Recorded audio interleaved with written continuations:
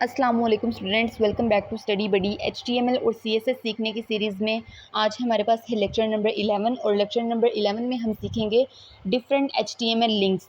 हम लोगों ने देखा होगा कि डिफरेंट वेबसाइट्स में हम लोगों के पास अक्सर एक ऐसा ऑप्शन होता है, एक ऐसा बटन दिया जाता है कि जब भी हम उसके ऊपर क्लिक करते हैं तो वो हमें एक न्यू वेब पेज पर ले जाता है। ठीक है, या तो उसी पेज को रिफ़्रेश करके एक नया वेब पेज दिखा देता है किसी भी वेबसाइट का, या न्यू वेब पेज पर ले जाता है। ठीक है, या फिर उसी वेबसाइट के किसी और वेब पेज पर ले जाएगा, या तो फिर ऐसा होता है कि सेम पेज है, उसी में बहुत ज़्यादा सेक्शंस बने हुए हैं, तो अगर हम लोग उस बटन के ऊपर क्लिक करेंगे तो वो हमें किसी दूसरे सेक्शन पर ले जाएगा नीचे। मतलब जो सबसे लास्ट, लेट्स से मैं फर्स्ट वाले सेक्शन पे हूँ और मुझे लास्ट वाला सेक्शन चेक करना है, तो मैं एक बटन दिया होगा फर्स्ट वाले सेक्शन में, जिस पर मैं क्लिक करूँगी तो वो फ़ौरन मुझे लास्ट वाले सेक्शन पे ले जाएगा। ठीक है, तो हम ये सब चीज़ें देखेंगे कि किस तरह से होता है और कौन सा ऐसा टैग है जो इस पर्पज़ के लिए यूज़ किया जाएगा।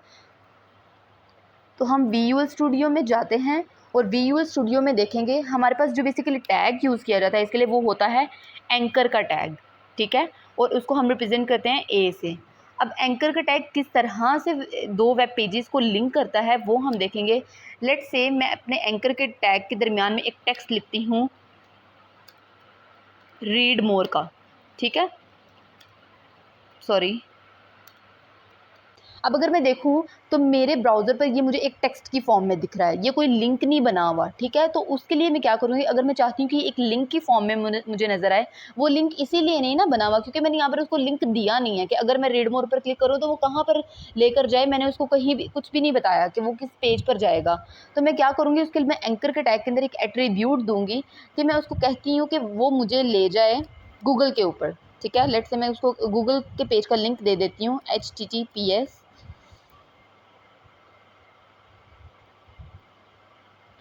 www.google.com।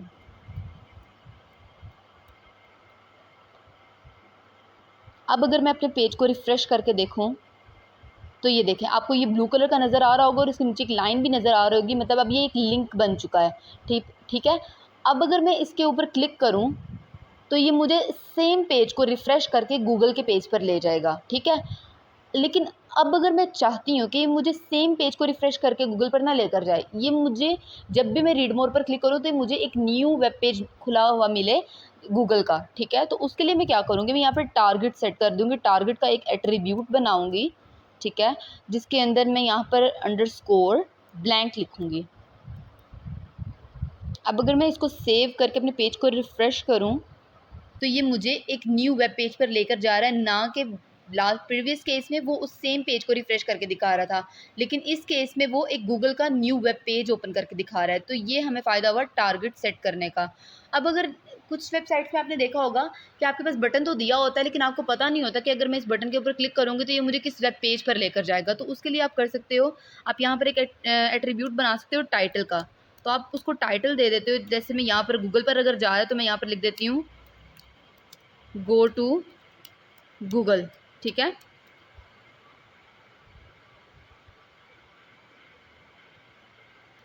अब अगर मैं अपने पेज को रिफ़्रेश करूँ तो ये देखिएगा, अब अगर मैंने जब रीड मोर के ऊपर कर्सर लेकर गई हूँ तो वो मुझे एक वो प्रोवाइड कर रहा है, एक ब्लॉक प्रोवाइड कर रहा है जिसके अंदर मुझे इंस्ट्रक्शन मिल रही है कि ये जब भी आप इसके ऊपर क्लिक करोगे तो आप गूगल के पेज पर जाओगे। तो मैं इसके ऊपर जब भी क्लिक करूँगी तो ये मुझे एक न्यू वेब पेज मिलेगा गूगल के नाम का।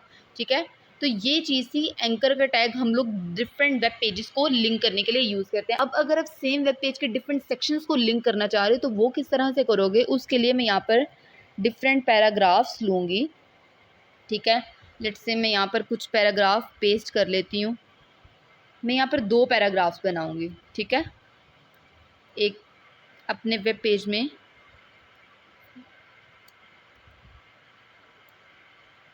तो ये मैंने 2 एक पैराग्राफ्स लिखे हैं। अब अगर मैं चाहती हूँ कि जिस तरह जब मैंने रीड मोर अब मैं चाहती हूँ कि जिस तरह जब मैंने रीड मोर के ऊपर क्लिक किया ना तो वो मुझे गूगल पर ले गया, लेकिन इस केस में मैं चाहती हूँ कि वो मुझे अब गूगल पर ना लेकर जाए, जब भी मैं रीड मोर पर क्लिक करूँ वो मुझे मेरे ही वेब पेज के किसी दूसरे सेक्शन में ले जाए। तो फर्स्ट करो, मेरे पास एक लास्ट पैराग्राफ है मेरे वेब पेज के अंदर, तो उसके लिए हम क्या करते हैं, मैं इसको यहाँ पर एक ID दे दूँगी। लेट्स से मैं ID इसको दे देती हूँ स्टडी के नाम की। ठीक है, मैंने इसको ID दे दी।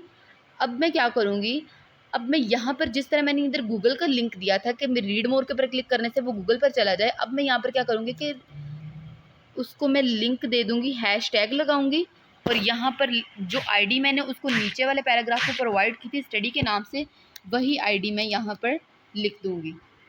ठीक है, तो अब अगर इसको मैं एग्जीक्यूट करके देखूँ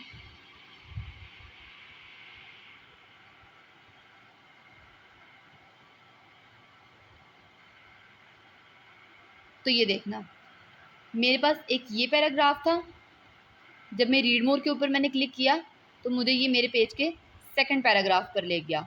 ठीक है, तो ये फ़ायदा होता है हमें अपने एक web page same web page में किसी एक सेक्शन से दूसरे सेक्शन पर जाने के लिए। मतलब उसका ये होता है, लेट्स से मतलब हम मेरे पास एक बहुत इंपॉर्टेंट एक सेक्शन है जो मैं चाहती हूँ कि मेरा यूज़र देखे। ठीक है, तो वो ये होता है कि उसको बजाय इसके कि वो, क्योंकि उसमें एक वेब पेज में बहुत समटाइम्स बहुत ज़्यादा डाटा हो सकता है, तो आप पूरा स्क्रॉल डाउन करने से बेहतर यही है कि आप उसको रीड मोर पर उसको बता दो कि ये इंपॉर्टेंट सेक्शन है, तो रीड मोर पर वो क्लिक करे तो वो फ़ौरन उस सेक्शन पर पॉइंट हो जाए। ठीक है, वो क्यों पॉइंट हुआ है, क्योंकि मैंने उसको आईडी वहाँ पर दी हुई थी इस पैराग्राफ में भी, और वहाँ पर उसको लिंक दिया हुआ था उस आईडी का।